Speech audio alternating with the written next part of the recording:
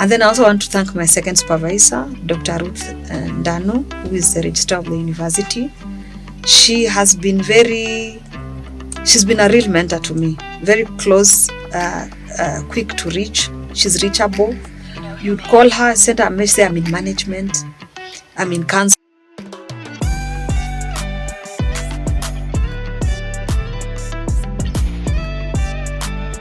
My name is Nancy Mwali. I'm a finance professional. I've been working for a number of years, and I currently work with the Zizias Creek Foundation as a finance manager. Okay. So tell us about how you learned about St. Paul's University.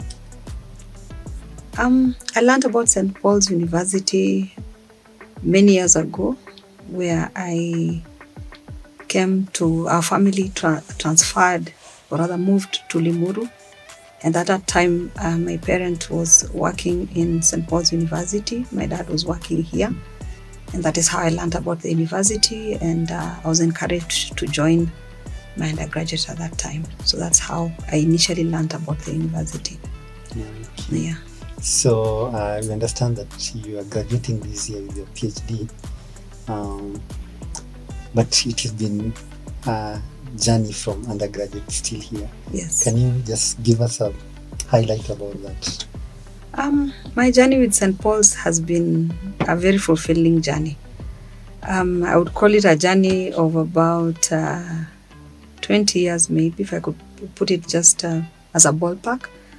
Because when I joined St. Paul's University as an undergraduate student, I pursued BBA and specialized in accounting. And I graduated in 2004. And I was in the second lot, where the university had just introduced other courses apart from theology. Because as you know, St. Paul's University is over 100 years. And it was originally a theological college. Actually, my undergraduate certificate reads St. Paul's United Theological College, which I'm very proud of. I know the university had asked whether we can come, and had said we can. Once the university got a charter, they had asked us if we want to come and get another certificate that reads St. Paul's University. But for me, I said the story behind St. Paul's United Theological College is a good one. Let me just retain it as it is. So I graduated in 2004, and then I went and worked. And then 10 years later, I graduated again, MBA Finance at St. Paul's University. And then 11 years later, I'm now graduating, God willing, on 7th of November with a PhD in finance. And I'm very proud of that story. It sounds very linear and calculated, but I always say that it was a divine story. Yeah. Okay. That's quite interesting. What really made you make St. Paul's your university of choice for your undergraduate, master's, and PhD? I would say my experience as an undergraduate student. That time you're so young. I would say you were probably going to school because the parent has seen that, is able to support you to even make choices around your career. So at that point, I wouldn't say I was very clear about what I wanted to do. What I was clear about is that I needed an education. And my experience in the university, it was really, because we were not very many students, so there was a one-on-one experience with the lecturers, with the library, with the facilities, across all staff. We knew everybody, including the kitchen staff. It was a wonderful experience. So for me, that alone, St. Paul's having been home, I really felt that I want to go back home. Because many years later, I think in 2009, I started thinking about my master's. But then again, that's the time I was also thinking about family. And of course, now I went into family first. And then in 2012, I went back to school. I went into another university first, but I took a break for family. And then when I went back, I was told that there were some irregularities, that I had not deferred my units properly. And for that reason, I had to start again. So that was very frustrating. But when I learned that St. Paul's had just started its master's program, I got excited. And I said, let me just go back home. I gravitated towards St. Paul's, back to St. Paul's, because like I said, St. Paul's was home to me, still remains home to me. So I was happy to hear that St. Paul's has introduced master's program in business, and there was strategy, there was finance and other courses, and that's how I came back to St. Paul's. Wow. Now, I want you to share with us a bit of your research area, research interest. Why did you choose that area, and how has it been? The choice of my research area, my background is finance. So generally, I'm very interested in financial institutions, especially around how they operate, around how they work, around their efficiency, around their profitability. So in masters, my study was around stock brokerage firm and how they were collapsing all over the place. And now I was interrogating the role of the regulator, which is CMA, Capital Markets Authority. But then as I was thinking about conceptualizing around the topic that I want to study in PhD, so I still gravitated towards financial institutions. But in this case, I narrowed to banking institutions, because if you look at the banking sector is very critical to our economy, any economy that is. So for me, I was curious about how the banks others were collapsing, others were winding up, others were put under statutory receivership, others were merging. So that is what got me curious, and I said they must be having a problem here, because if banks are not profitable, then it means they will not be able to do the role as is expected of them in the society. And you can imagine the number of Kenyans that are banked. So these banks need to remain profitable to be able to do their role in the society. So with that, I started thinking about, my topic is about bank-specific characteristics and profitability of commercial banks in Kenya. So I was looking at what is that combination of characteristics, or what can I say? What is that internal combination? When put together, they'll be able to support the banks to remain profitable and competitive, because the banking space is very competitive. So that is what I studied. But then I was also trying to relate that with what I do, because I've always been in the non-profit making sector. And I'm looking at that and relating it to how can the non-profit sector, the organizations especially, how can they remain sustainable? Because for the profit-making sector, you're thinking about profitability. But how about the non-profit sector? We are thinking about sustainability. So that is also the other area that I really want to engage post this degree. I really want to interrogate how we can remain sustainable. Wow. Okay. Now, how has it been balancing work, family, and these other responsibilities around you, yet find yourself earning a PhD? I can't explain to you properly in a way that you would understand. It is really a journey that tests resilience. That's like I said earlier. Having a family and having a full-time job and pursuing a PhD is nothing short of suicidal, especially for women. Because I would say women, I'm biased towards saying women because I am a woman and I've experienced it. So I'm talking from my own experience. And when you're talking from your experience, you start imagining the other gender is having it easy. They'll speak for themselves when they have the opportunity. But for women, you are sort of like the glue that holds the family together. And when you have to immerse yourself in the PhD, because it needs you to immerse yourself completely and almost cut off the whole world to be able to focus and recalibrate, because you're not on scholarship and you need that full-time job to be able to afford that scholarship, and you're not on sabbatical, because out here sabbatical is not a usual thing unless you're working for an institution of higher learning. So that means that the weekends are for school. And remember, for those of us that are still serving in church in different capacities, you're also serving in church. You still need to continue remaining active to be able to serve the community.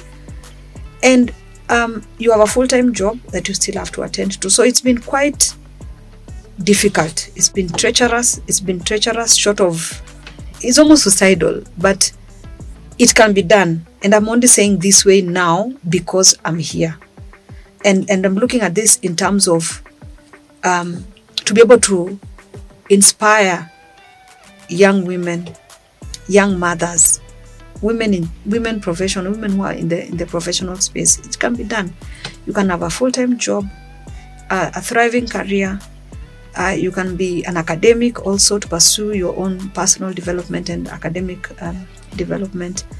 And you can still be able to be well-rounded, serve God and humanity, and still have a family. It can be done. It's difficult. It will take time. Mine took about 6 years, and I do acknowledge and appreciate those that are still in the journey, and I continue encouraging them that it can be done. You take a break, but you still continue. It can be done. Of course, in this journey, you have had mentors in the academia or colleagues that you've worked with. Yeah. Maybe you can explain how important they have been to this journey. I think for me, first, I would want to thank my supervisors. My supervisors are very patient, and they're very understanding. They understand that you have family, you have work, but they also give you time to be able to come around so that you also are able to move at your own pace. So as much as you're moving at your own pace also, we have timelines, and they would call, they would send emails to find out, how are you? Sometimes I would see the supervisor's phone calls and I panic. You jump. But when you pick the call, they're asking, how are you? Unaendeleaje? And I have 2 supervisors. I have my first supervisor, Dr. Omagwa from Kenyatta University. He has been very, very kind, if I can call it that way. And when I started, he was able to break every step down in a way that I can understand, and in a way that is not scary, that will make you feel that it's doable. But I didn't see the whole picture until I got in and I continued the journey. So I really want to thank him for breaking down, because he gave me a written document to show me what the steps or even writing the thesis would look like. And that gave me an end-to-end picture of what is expected. So that really broadened my mind in terms of, instead of narrow thinking this is a term paper and things like that. No, and I had an idea from masters, but the depth of the PhD, I understood it at that point. And then I also want to thank my second supervisor, Dr. Ruth Ndanu, who is the registrar of the university. She's been a real mentor to me, very close, quick to reach. She's reachable. You'd call her, send her a message, say, I'm in management, I'm in council, I'm in Senate, I'll call you. And she's always in meetings. She's very busy, by the way. I didn't even know how I would survive. And she was my mentor initially, and then she became my supervisor, especially after the trip from Malawi, where we sat together and I really explained the concept of what I want to study. And she understood, even before she was appointed officially as my supervisor, she was able to support me through the thinking, through conceptualization, through the linking of the topic all the way to the concept. Just conceptualization of my study, she came in very handy at that point, and she has held my hand. She's the one who actually encouraged me that I can graduate this year. I didn't think I would graduate in 2025. She's the one who told me. She even gave me a roadmap. Say, if you follow this roadmap, you'll be able to graduate in 2025. The other one that I must acknowledge is Dr. Kahudia, the dean. He's the one who asked me one day, Dr. Kahudia, if you can remember that day, and I really want to thank you for challenging me. He said, kwani utaki kuvaa kofia around hii mwaka? So that was 2024 and I really worked hard, but I would say everything works according to the timelines that God has destined for you. And I want to thank him for always calling and always just trying to find out shida iko wapi, what is the issue, what's going on, how are your supervisors, what is your relationship. So that extra call just to find out how I was doing and how I'm progressing, that was very important. I want to acknowledge and appreciate those three. And the last one will be the HOD, my former classmate in undergraduate. She has been very kind in terms of unaendelea aje, just to check how I'm doing. She's not my supervisor, and she would call as a friend, not even as a HOD. Most of the time I would forget she's a HOD, but I would remember that she's calling, that friendly call just to find out how you're doing. Sometimes you can burst into tears, but just knowing that we have people that are really genuinely concerned about how you're doing as a person. So those are the ones I can highlight for now. Wow. Yeah. Okay. So now that you are graduating, how do you feel? My goodness, I think I'm still processing. Maybe it's because I'm still binding, editing, but I'm really, really excited. I feel that I can't explain how I feel. I'm excited. I'm grateful to God for this journey, for how far I've come. Because when the year started, if you told me I would be graduating in 2025, I would have told you it's a lie. I didn't see the end. I wasn't seeing the end. So I'm really excited about this. I thank God for his faithfulness, for finishing with me, and we are still continuing. I would say this is God. You know, the way you talk to people and you ask, Ati Uli, how did you do this? How did you invest? How did you get this? How did you acquire this? And then people randomly say, Ni God. And then people laugh.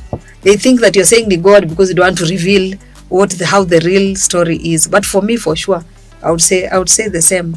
Ni God. I can't explain it enough in a better way. Your message to fellow graduates, PhD mostly? Yes, congratulations, my fellow PhD graduates. We did it. Each one of you has a story. Mine is a story of 6 years. I don't know how long your story was, but I know that it has been a journey, and I want to just congratulate you for being resilient, for hanging in there, for not giving up, and for being able to showcase to the other students that are coming up, wherever stage they are in, especially in this PhD journey. Let's continue remembering each other in prayer, even those that are still journeying, because it's not a journey that is a simple one. And I just want to congratulate you and say kudos to you.